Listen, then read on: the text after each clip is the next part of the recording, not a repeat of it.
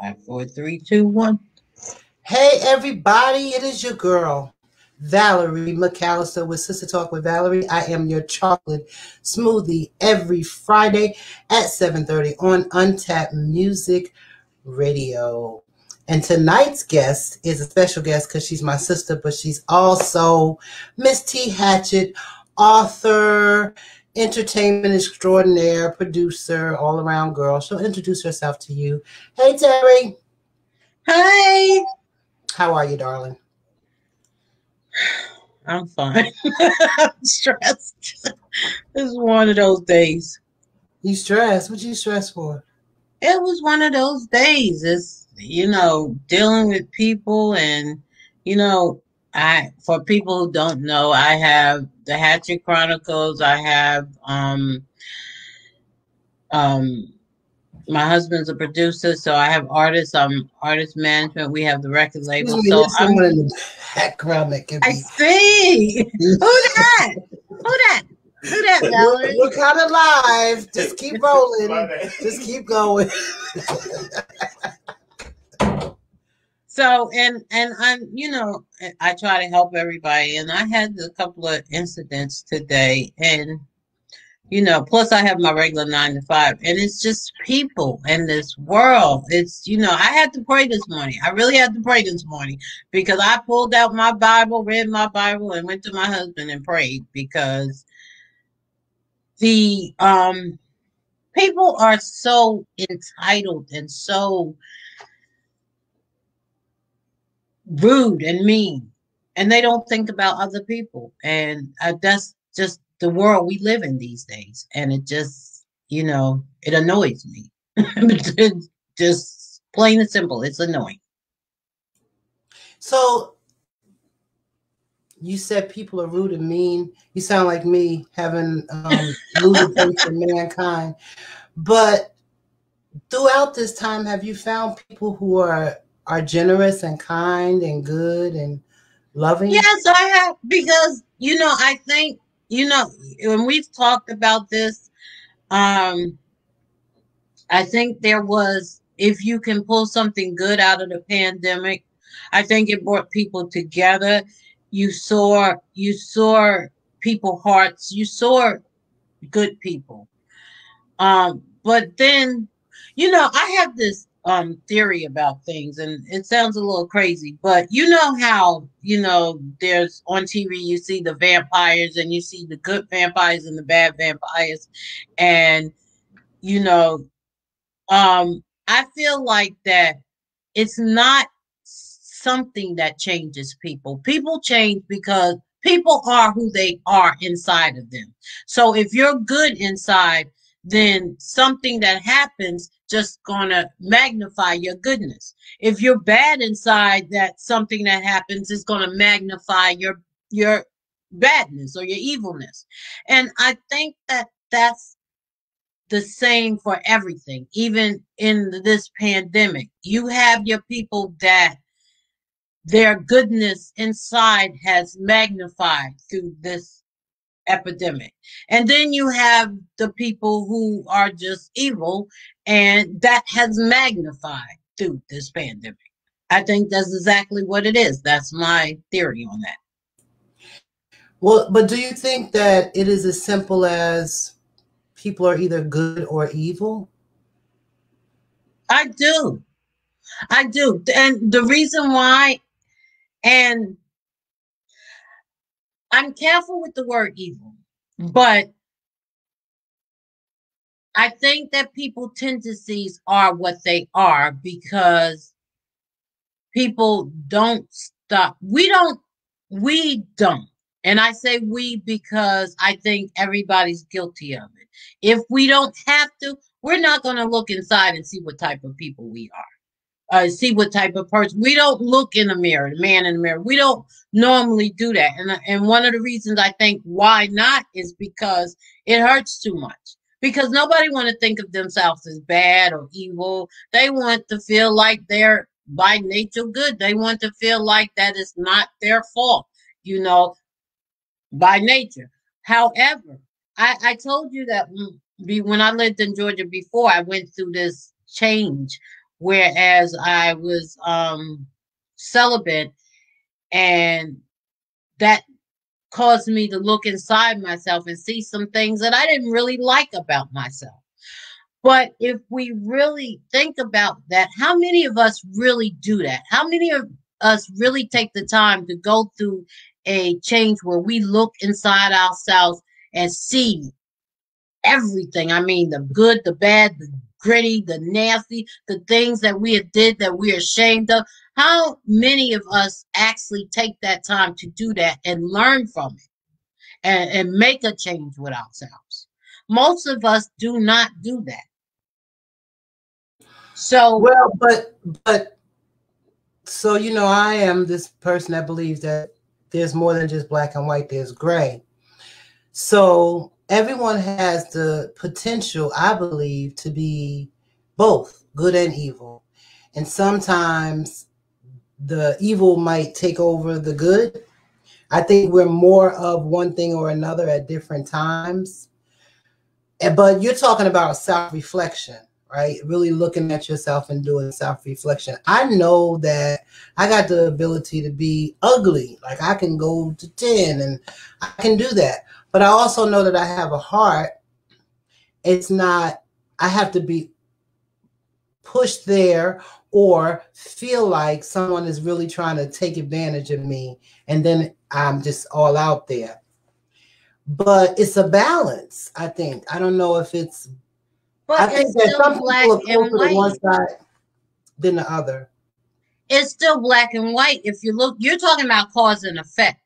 You're talking about, okay, I have the choice to say whether I'm going to be black or white, if you want to put it in that term. It is really as simple as black and white, but the cause and effect makes it, gives it, put it in a different playing field. Um, the choice to say, okay, I know I can go from 1 to 10 if I'm pushed in this direction. But you have that choice to whether you are going to 1 and 10. And in looking at yourself and knowing yourself, you know, okay, this makes me go from 1 to 10. So I won't allow you to push me and take me to that point. I'm making a choice that I'm not going to allow. I'm going to stay away from whatever takes me to that 10, that nasty, that evil. I'm talking about the pure, unadulterated, unrated, the pure good or evil, where you have the choice to say, okay, what can I do to help? For instance, let's use it in working terms. Okay. So good example is I was doing something, I was helping my mother-in-law with something. And somewhere along the way, I'm not even going to blame the company for it. I'll just say there was some misunderstanding and the product that we needed got misplaced somehow. Okay, so that could have been okay. The company could have said, well, listen, we don't have this. We're sorry. We don't know. Let's see what we can do to work it out. I could have said to the company, listen, I believe I sent it. I believe you have it. But if you say you don't have it, okay, what can we do to work it out? Okay. So you see, on both parts, we could have all been level headed, stayed to the car. Well, that's not what happened though, because the company decided they wanted to be nasty about it and be rude from the start, just by me just asking a question that I wanted and wanted to be rude to me. So they had a choice to handle this better.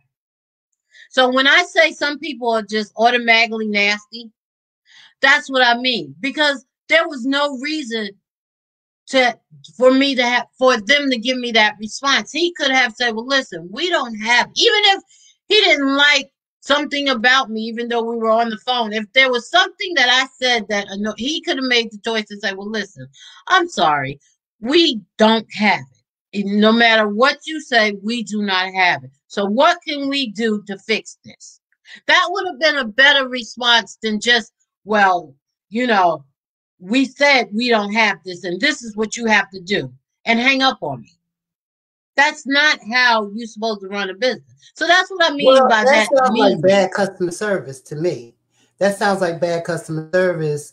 I don't know if it means somebody's evil, because sometimes people bring their problems to work with them, right? And you don't know what their problems are. They Cause and they effect. should not. Right, that's cause and effect. So whatever was going on that day, it could have been, I don't But he know. continued. It wasn't just that day. And then the emails was rude.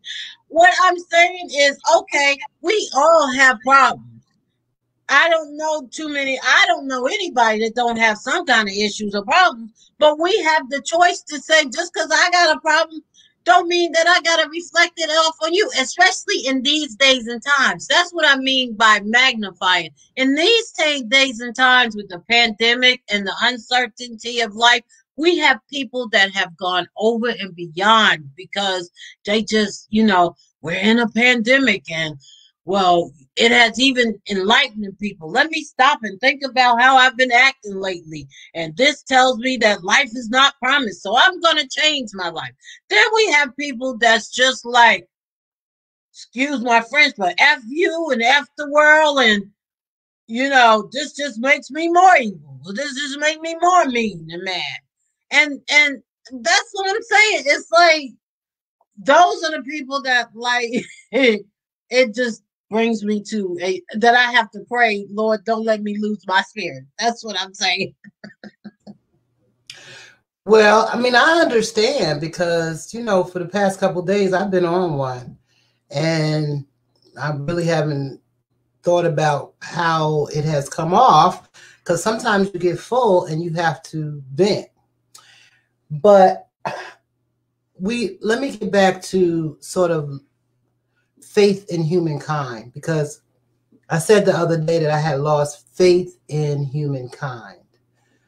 And I didn't mean to say all humankind, because I believe that there are good people in the world. But where I would have given someone, me, I always give people they get a little bit of a cushion, right? I expect people to be good people. I do. And that's why, back to my whole, I give people an A until they earn an F, right? So now you don't get an A until you earn an F. Celeste is going to be happy to hear me say that. But I really don't feel like people should just get an A now in my life, which is very different than how I used to be. Because I don't think people's motives are pure. And I'm making a blanket statement because of my experience in these last year and a half, that people always seem to have a hidden agenda or really be more self-serving than not. Let me say that. Well, I've never felt like that people should get an A and didn't earn it. Here's how I've always been different. Like, for instance, I've always felt like, how the man and the woman have the different roles, and if a man go out and sleep with 10 women and he just being a man, but if a woman do it, then she's a whore and she's this, she that. I've always felt like, well, why is that? Why should I have to be all that? And I'm doing the same thing as you do. And that's the same thing, like you said, that giving people a break. Why should I, have you ever seen the movie American Skin?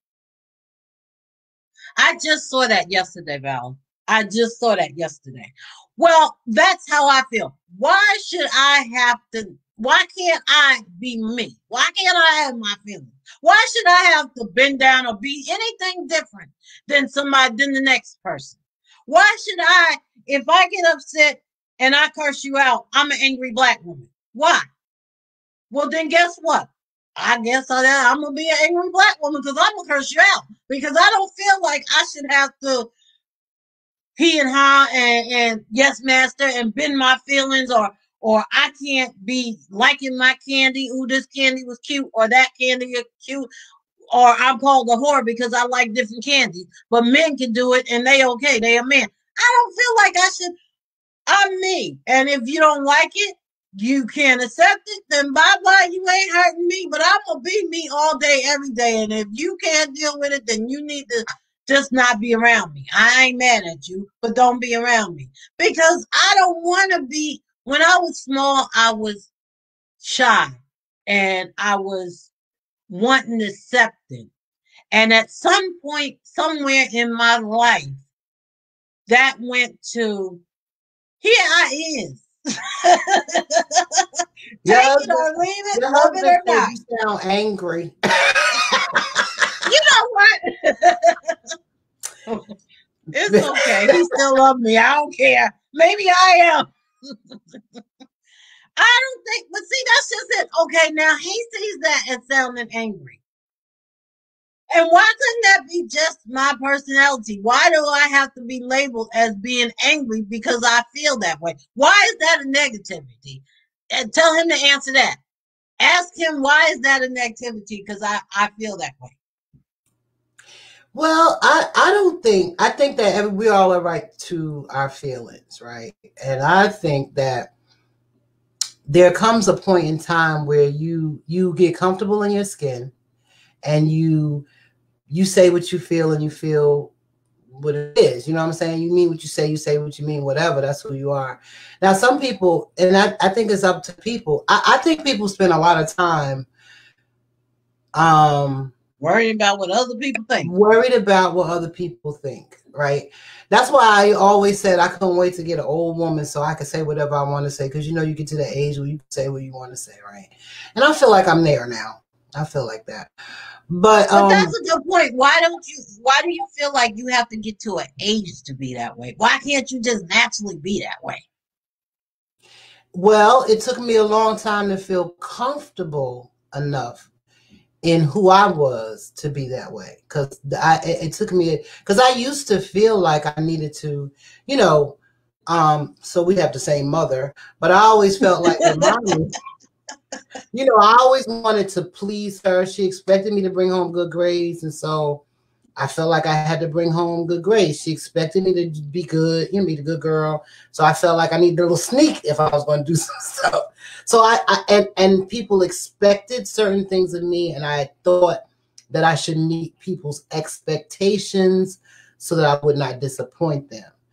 And as I got older, it started around 40, and I really, really kind of laid into it when I turned 50, that I'm not here to please anybody else but God and me. But it took a long time to get to that point because, you know, some of us have things like, whether it's our parents' expectations, whether it's our children's expectations, whether it's our partner's expectations, or whether it's just society's expectations. A lot of times we fall into what we believe society says, you know, this is how you're supposed to act, this is how you're supposed to be, this is how you're supposed to behave, that kind of thing. And so, and tell me, did that not feel the weight of that?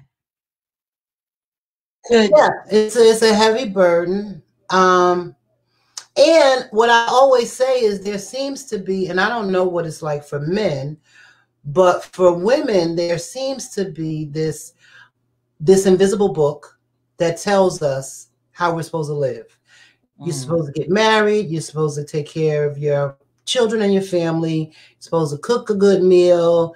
You're supposed to, you know, be ladylike. That's what makes me angry. That book is what makes me angry. That's what makes me angry. That's supposed to be. That is, yes, I get angry about that because because here's why. Because if there is this invisible supposed to be, then how can we half step with it? Like, for instance, good example, and this is digging, but this is how I believe. Okay, so women are supposed to be with one man, because if they don't, then they label.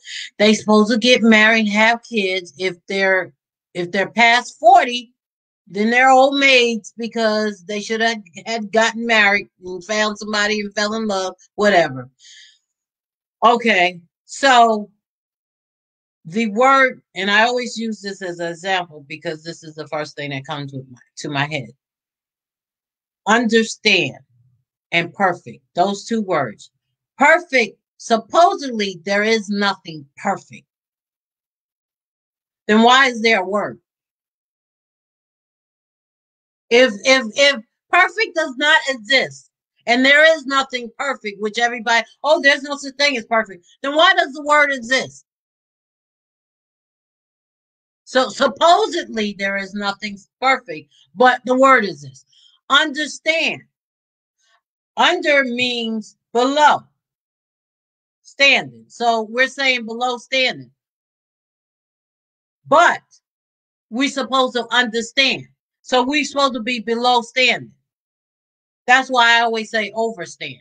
Because if I say I understand, that means I'm below standing. That means I don't really understand. So this supposedly gets to me and makes me angry because there's a whole lot of things that supposedly that is not. Either we gonna half step or we gonna do it.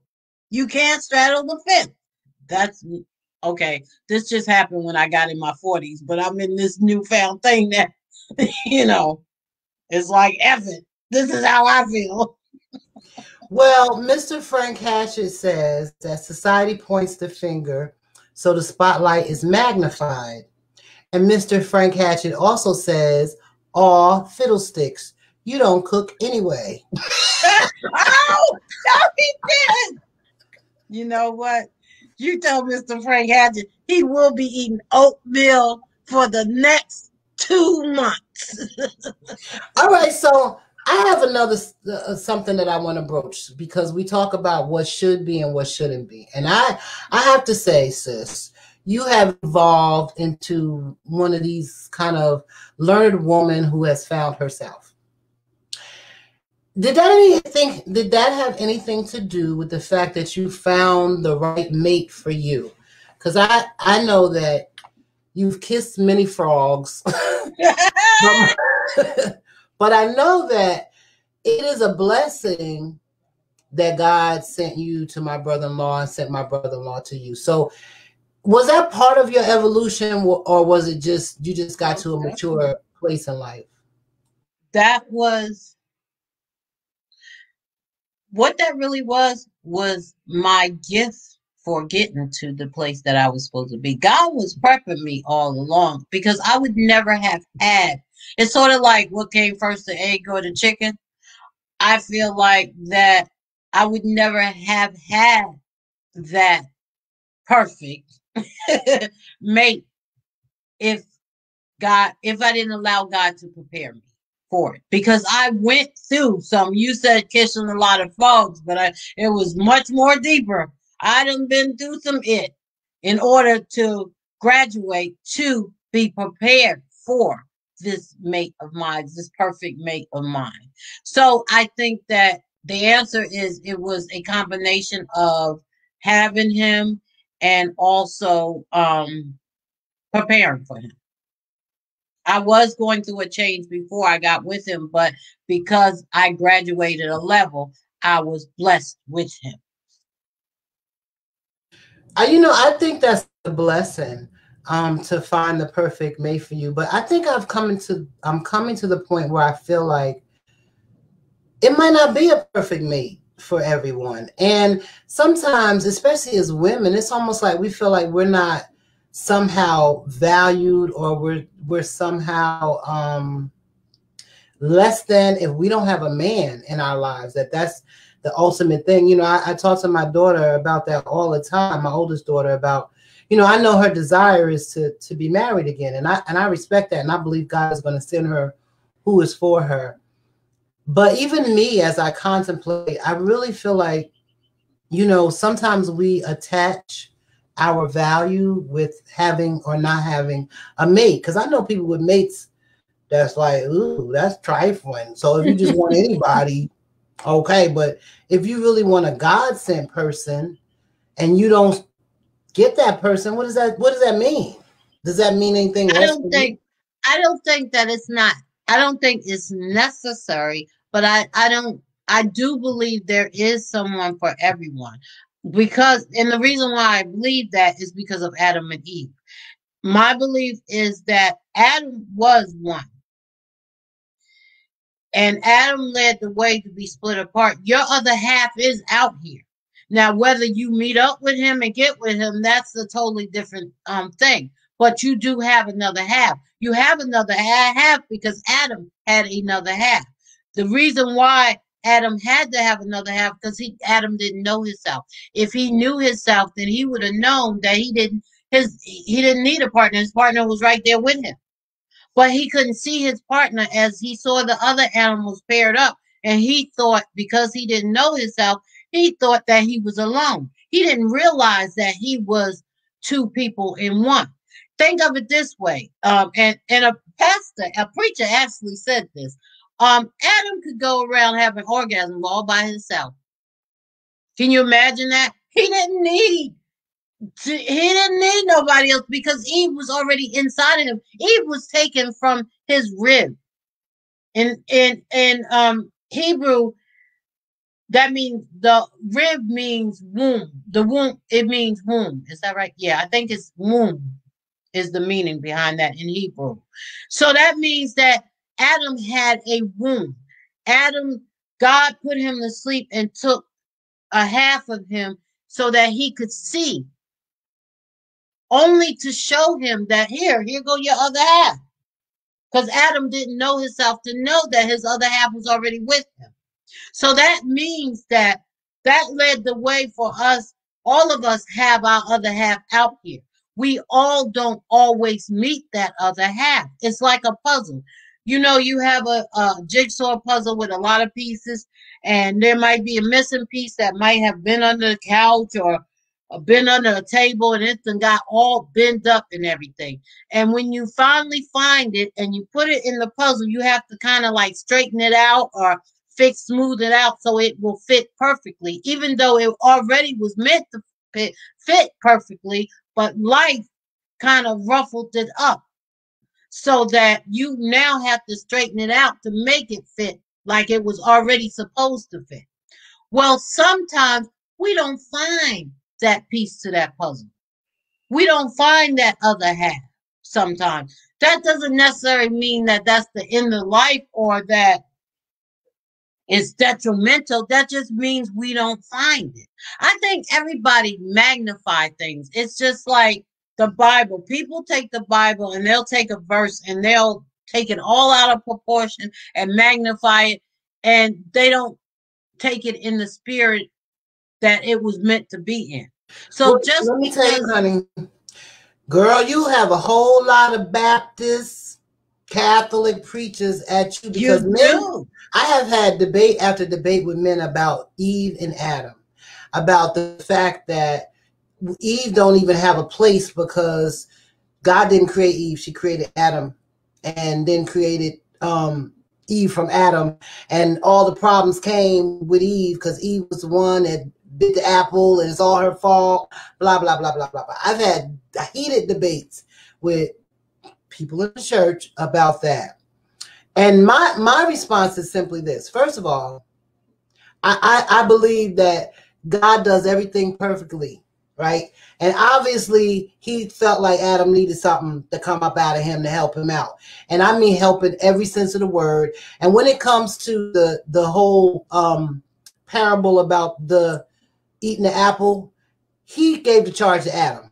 And I also had a debate about somebody who said to me, "Oh, Adam wasn't there when Eve ate the apple." Well, where was he? Because in the Bible it says that she just gave it. Here, babe, want a bite? And he said, "Okay." So, but then you're looking at, first of all, Eve was Adam and Adam was Eve. God said in the beginning, "Let us make man in the image of us." So what does that mean? If you can't have one without the other. So that's what we do. That's what I mean by we take stuff and we take it out of context. Interpretation. God did say, let us make man in the image of us, male and female, he made them. But there are people, pastors, that will argue you down that God does not have a female side. All day long, they argue down.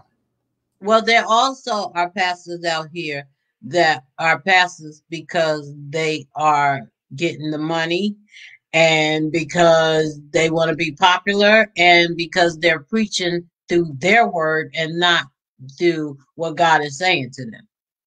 And so that's what I got to say about that. And I'm going to leave that right there. That's how I feel about that. But back to my husband being my perfect mate. Yes, he is, except when he say little slide mark like he just said. No. But yes, he has a lot to do with me being free to be me. It helps when you have a mate with no expectations of you, that it's okay to be whoever you are. Um, and yes, I am who am I am with him. And I tell him all the time when he's like, you're a spoiled brat. Yes, I am a spoiled brat, but who made me a spoiled brat? He did. Because that man has he has never said no to me. And that's not the basics of our relationship, but the point of that is that he gave his word to me before we got married that he would fall in love with me every day and he would spend the rest of his life making me, keeping a smile on my face. And he has not um went back on his word. And I realize what a blessing that is, because that's not the norm, but that's because people don't take, well, in my opinion, people don't take the time to either find their mate or adjust or move to the next level for their mate, if that makes sense. Because it takes change. It takes change. It takes growth. It takes it, and it's not an easy thing, because there's times when I be wanting to be like, okay, you know what, I want to be a brat today, and I'm it. And then I have to think and put on my big girl panty and say, well, now why are you doing that, and what are you gaining by being that brat and being right? Are you gaining anything? And are you are you doing a disservice to God by not appreciating His blessing? At what cost do you want to be a brat and be right? And so then it's like, oh darn, okay, well, if I gotta be a big girl today, then I'm all okay. I'll be a big girl. So it's not easy to be a big girl. But that's you know, anything worth having is worth working for. I'll say that. And so I don't think it's easy to be in relationship, period. And I think that's why a lot of relationships don't last, because we're I think innately selfish people. And one of the things that I love about your relationship with bro is that God is first. He is in the middle of the relationship. And so when God is in the middle of the relationship, then there are certain things that you're not going to say to your partner, because you have this covenant with God. There's certain things that you're not going to do to your partner. There's certain hurts that you're not going to inflict on your partner, which does not mean that you have this wonderful, exactly, duty relationship. What it means is that you recognize that it takes work. You recognize that there are two imperfect people, but you accept the person, flaws and all. Like, you don't make you and you realize the importance of compromise, that it's not your way or my way, it's our way. And sometimes you give more than what you put out, because that's how God does with us. I don't think a lot of us understand that, let me just say, in relationships, because I always say, and I don't want to make blanket statements, but it feels like in this environment now, and I mean like 2021, people are always going for the flavor of the day. And, if this looks good to me today, I'm going to be over here. And if that looked good to me tomorrow, I'm going to be over there. And if you get on my nerves, I'm going to trade you in. And I ain't got to deal with this because, I'm saying I'm fabulous and I don't have to. All of that. When what I've learned is that it is being able to endure. Like some days you ain't going to like your partner, but you always going to love them. Some days you might have to bite your tongue. You can't say nothing. And some days you just want to love all over them. But that's all part of love. That's how God loves us unconditionally. And I don't know if some people in this current environment are willing to make that kind of sacrifice, let me say. I think that what you said was very important, God.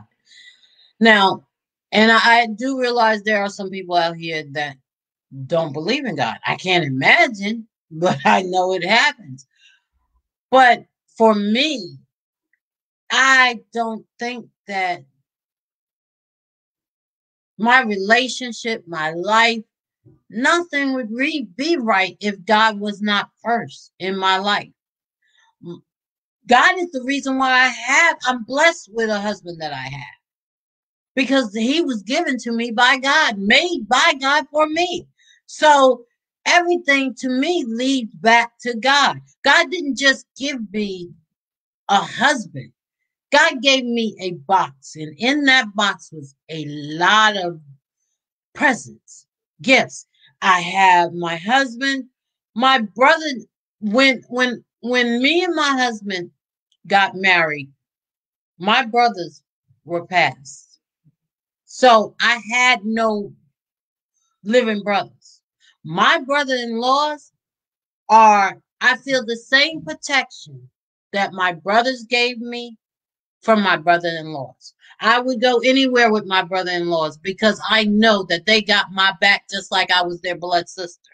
They treat me just like I'm their blood sister. My mother-in-law, I have been married 2 times before this marriage. And have had mother-in-laws, and one was sweet, one questionable. But anyway, but my mother-in-law, I have never felt the motherly love since my mother passed away until now. My mother-in-law I always joke and say, I'm her favorite. I'm her favorite. I'm her favorite. Now, I just came into her life, but I'm her favorite, okay? And can't nobody tell me that I'm not her favorite, okay? And so having that, because for anyone who ever lost a mother, mothers and fathers is different. I don't know why, but it is. For anyone who has ever lost a mother, they know that loss of this feeling that's undescribable that you have when you lose your mother. I have that feeling now from my mother-in-law. And there was a hole for so many years because of my history, which is a whole nother book, that I was missing from my mom once, because by the time I got with her, then she was gone. I have that feeling again with my mother-in-law. The way my husband treats me, the way he handles my needs. So it wasn't just my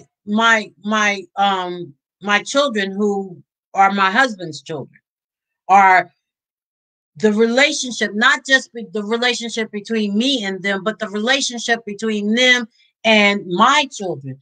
Can't nobody tell Frankie and Elijah that they're not blood brothers. I mean, you wouldn't know it unless somebody told you that. You wouldn't even know they wasn't. The way they pattern in this house, the way they walk, the relationship they have, not even just Elijah, Omega, and you, Valerie, you know why Omega being such a big deal, because he just came in on the end of it, and the relationship that they have with with the siblings, with his kids, and the relationship that they have with him, because our kids don't like no man.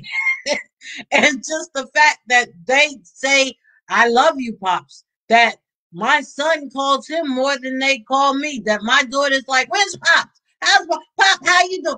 It's just, if you knew our family history, you would know how mind-boggling that is. So God didn't just give me just a husband. It wasn't just a husband. He gave me blessings. He gave me a big box of blessings. And that was only God. So God is at the end, the head, not the end, the head.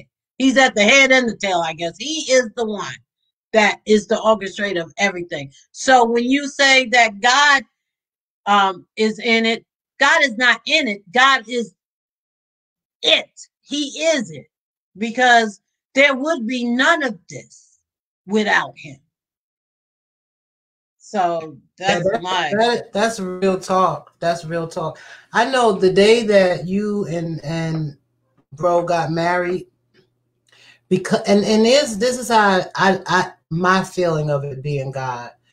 You know, I've always been very matriarchal over my family. But when I feel like when I gave you to him, like I was like really, I joked with him and says this, you can't give no return policy. But it was because in the beginning I was real like, I don't know about this. I don't know. But that day, something gave me a peace. I felt like, yeah, she gonna be good. He good. She gonna be good. Like it's hard to describe. Like I understood that piece. Like if a parent gave their child away and to the husband, they felt like, yeah, this is the way it's supposed to be. So, and I know that's not an easy thing to find.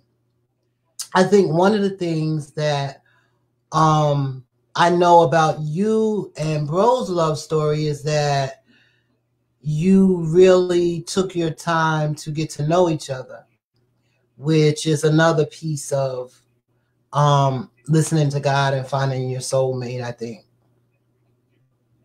I think that when for him, I contribute that to him because he said to me, God told me, and he says this often at how God he was tired and God had been telling him, I have this one for you. And the fact that I think, because everybody who don't know our story think we just met and then 4 months later we were married.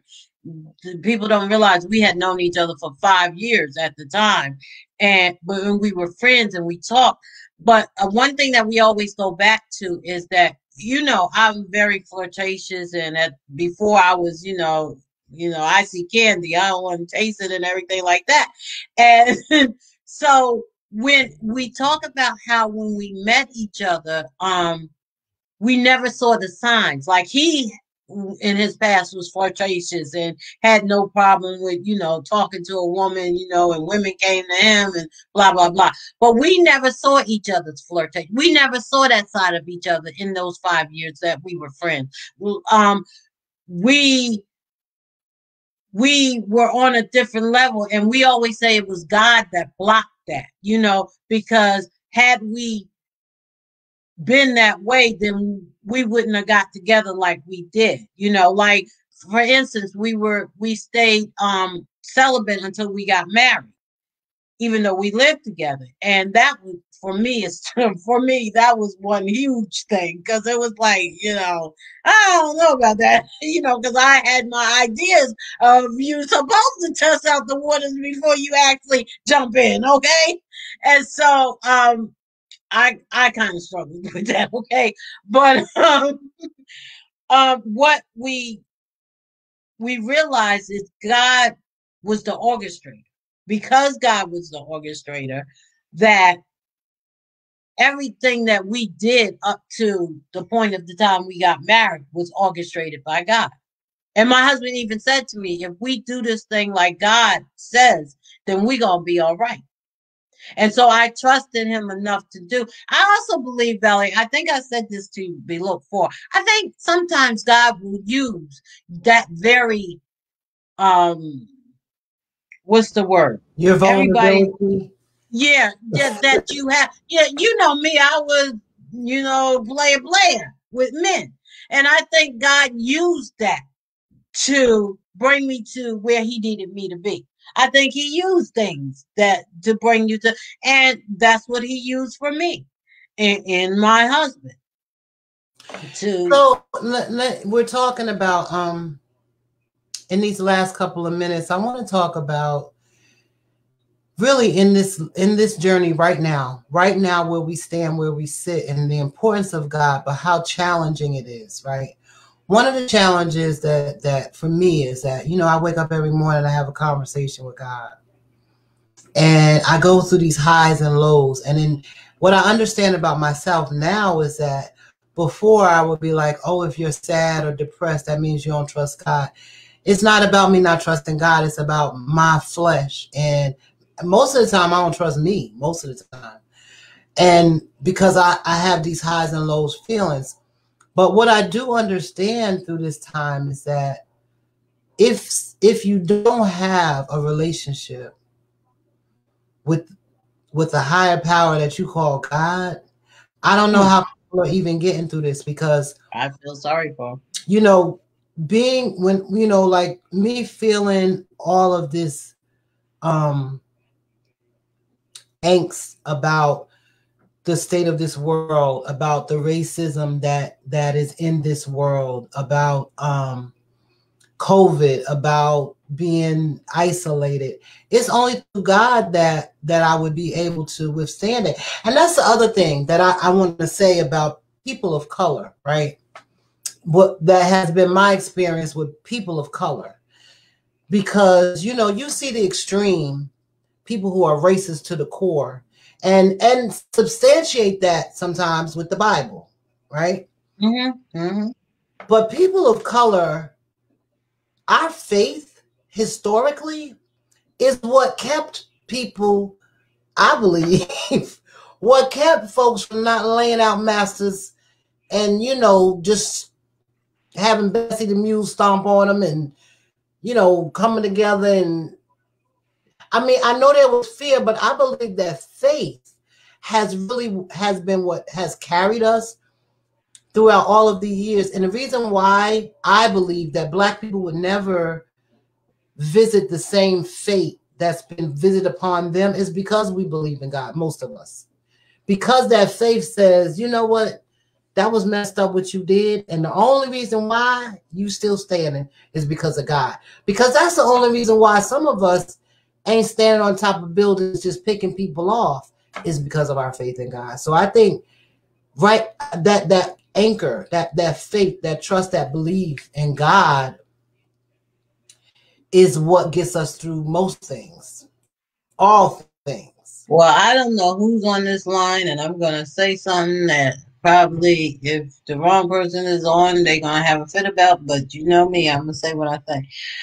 First of all, I believe we are the chosen ones. And it's because they have been trying to destroy us since BC. And we're still standing. And we're still standing because of God. God is the orchestrator. And God will not allow his chosen ones to be destroyed, no matter how they try. Because remember, the devil tempted, but he said you will not lay a hand on them, but go ahead and tempt them. So, and we are in the devil's playground. Remember that. This is the devil's playground. So, yes, the devil will tempt us and he will try to destroy us. But we will not be destroyed, not because of our faith, but because of God. Jesus Christ died on the cross so we would not be destroyed. We're not going to be destroyed. They can try, but we are his chosen one. So it's just not going to happen. So that's what I believe. I believe, yes.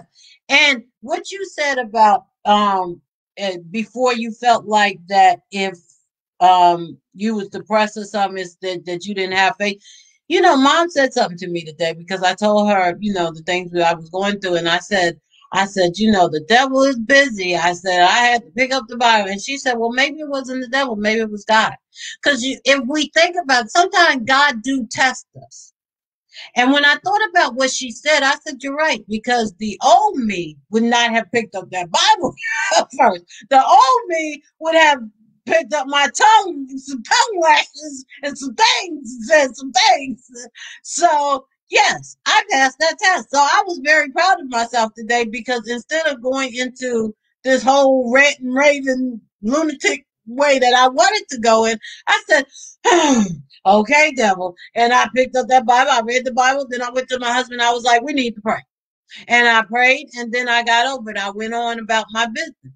So when she said that, that kind of put me in a reality. Yeah, she's right. Maybe sometimes because I know, I knew before, but it kind of brought it to life. Sometimes we be putting the devil in mess that the devil is not really in. Sometimes we bring him into stuff when he be minding his own business. And maybe we need to think about that sometimes. It's like, if we wouldn't like knock on his door and open the door and say, come see this, he might mind his own business, you know. He's not all the time as busy as we make him out to be. I believe it. I believe it. Hey, Miss Sandra Bowles, love you, love you. Hey, Shauna Haley. Hi, Ma. I do think that we know that the enemy is not omnipresent, right? But we give him a whole lot of credit for everything. We do. We do. And the devil made me do First thing we said, the devil made me do it. I shouldn't be sleeping with Joe if the devil made me do it. No, I should not have beat Sarah up like that, but you know the devil made me do it. And sometimes I see it like, you know how the dog, you say something about the dog look like just like, sometimes the devil probably be like, what? I was wondering how I get in there. I was on that side of town, right? I was on the other side of town messing with Joe. Yeah. But, I think some of that is us not wanting to take responsibility. Again, if we go back to how we started this conversation about the fact that we all, I think, have good and evil in us, right? And we only have a couple more minutes left, but I want to bring up the fact that I was having a conversation years ago with my best friend and we had this deep conversation about the evil of God. And in the conversation, it was like, listen, and we can't have it all here. God created Lucifer, right? So he understands that kind of evil. And so if we are made from him, then we have capacity. Now he would like us to choose good, but he's a gentleman. So he ain't going to make us choose good, but he's going to give us all the outlines that says, hey, this is the way to go, but I ain't going to force you to choose me. And I think a lot of times we think because of free will that he's okay with a lot of our madness, right? He ain't okay with our madness, but he ain't going to interrupt us because even, I remember praying for something that I knew was wrong as 2 left shoes. And he was like, all right, that's what you want? All right. Then I was like, wait a minute, help me.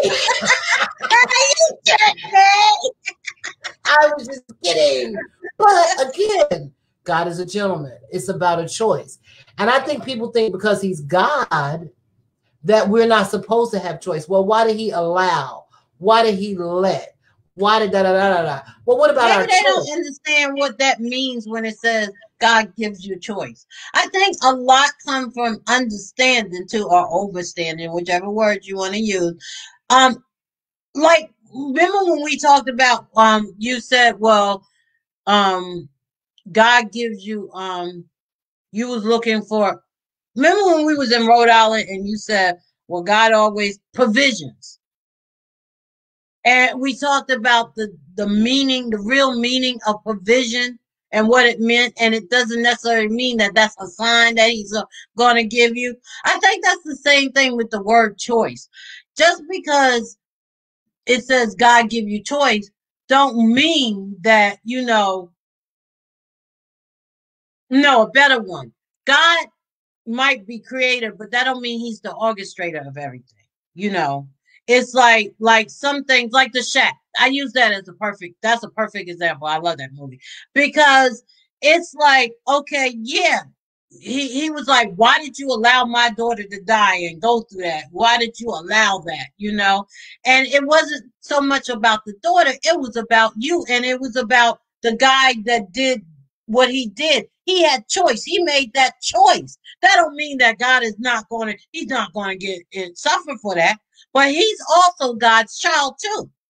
So we can't sit up there and be in judgment of how God choose to um to reprimand his child. But because God gave us choice, the guy looked at it as God was responsible for his child being killed.